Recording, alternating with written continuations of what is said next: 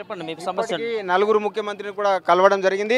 మా యొక్క గిరిజన సంక్షేమ శాఖలో పనిచేస్తున్న 4వ తరగతి దినసరి ఉద్యోగులు, పార్ట్ టైం శానిటరీ వర్కర్లకు నుంచి వేతనాలు రావడం లేదు. చాలా గిరిజనులు ఉన్నారు. గిరిజనులకు ప్రభుత్వం న్యాయం చేస్తారంటున్నది, కానీ మా గిరిజన చిరుద్యోగులకు ఈ ప్రభుత్వం చేస్తుందని మేము ఎంతో ఆశతో ఉన్నాము. ఇప్పటికి 10 నెలల వేతనాలు పెండింగ్ ఉన్నాయి. మరి ఇక్కడ ఉప ముఖ్యమంత్రి కానీ, ముఖ్యమంత్రి కానీ ఉమ్మడి ఆదిలాబాద్ జిల్లా మంచిర్యాల, నిర్మల్, ఆసిఫాబాద్ నుంచి కూడా దాదాపు ఒక 100 మంది రావడం జరిగింది. కానీ ముఖ్యమంత్రి కానీ, సీఎం కానీ కలవలేదు. కానీ ఇక్కడ ఉన్నటువంటి అధికారులు కలిశారు. మా జిల్లాలో పనిచేసినటువంటి దివా మేడం కలెక్టర్ గారు వారు మాకు 10 నిమిషాలు టైం ఇచ్చి మీకు తక్షణమే 10 నెలల అదనపు బడ్జెట్ కూడా మంజూరు చేస్తానని చెప్పిండ్రు. ఆమె నిజంగానే మాకు దేవత. మరియు 30 సంవత్సరాల నుంచి పనిచేస్తున్నారు. పర్మనెంట్ లేదు. మాకు పర్మనెంట్ చేయకుండా మినిమం స్కేల్ ఇచ్చి మా చిరుద్యోగులను ఆదుకోవాలి. మాకు సంవత్సరం సరిపోయే బడ్జెట్ ఇవ్వాలి. మరి సమ్మర్లో కూడా మాకు సెలవులు ఉంటాయని వేతనాలు ఇవ్వడం లేదు.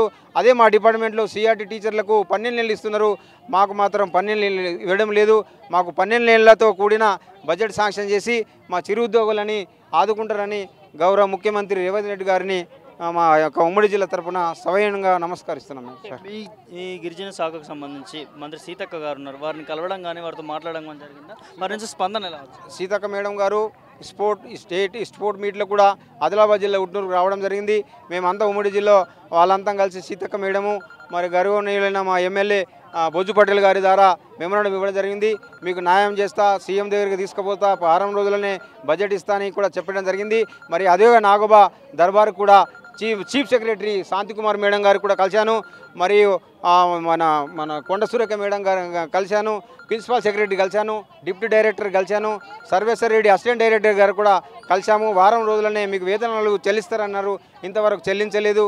కాబట్టి తక్షణమే ఈ ప్రభుత్వము, ఉప ముఖ్యమంత్రి, మంత్రులు, సీఎం గారు చొరవ తీసుకొని మాకు అదనపు బడ్జెట్గా శాంక్షన్ చేసి మాకు సంవత్సరం సరిపోయే బడ్జెట్ ఇచ్చి మా చిరు ఉద్యోగులను ఆదుకుంటారని సవనీయంగా కోరుకుంటున్నాం సార్. మంత్రి సీతక్క గారిని కలిసినా కూడా మీ సమస్యను ప్రాబ్లం చేయలేదు. సీతక్క గారు రాసిన ఎవిడెన్స్ మా దగ్గర ఉంది. కావున ఇంతవరకు కూడా సమస్య పరిష్కారం కాలేదు.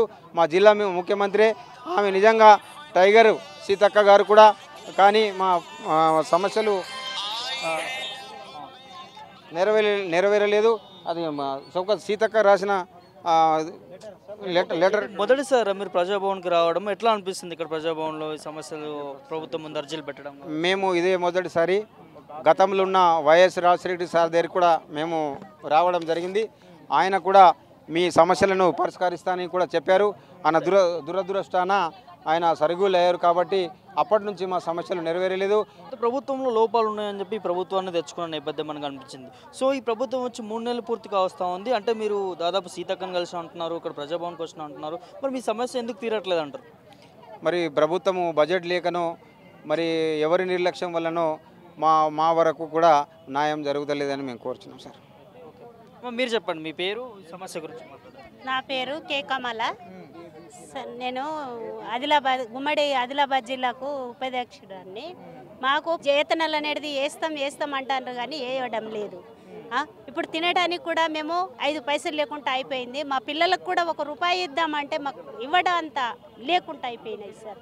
మా వర్కర్లని, మా శానిటైజర్ వర్కర్లు, మన పార్ట్ వర్కర్లు, డెలివరీ వర్కర్లు, పర్మనెంట్ వర్కర్లు మేము సీఎం దారం వచ్చినాం సార్. సీఎం దారం వచ్చినాం కానీ సీఎం మాకు కలవడం లేదు. మాకు అధికారులు కలిశారు.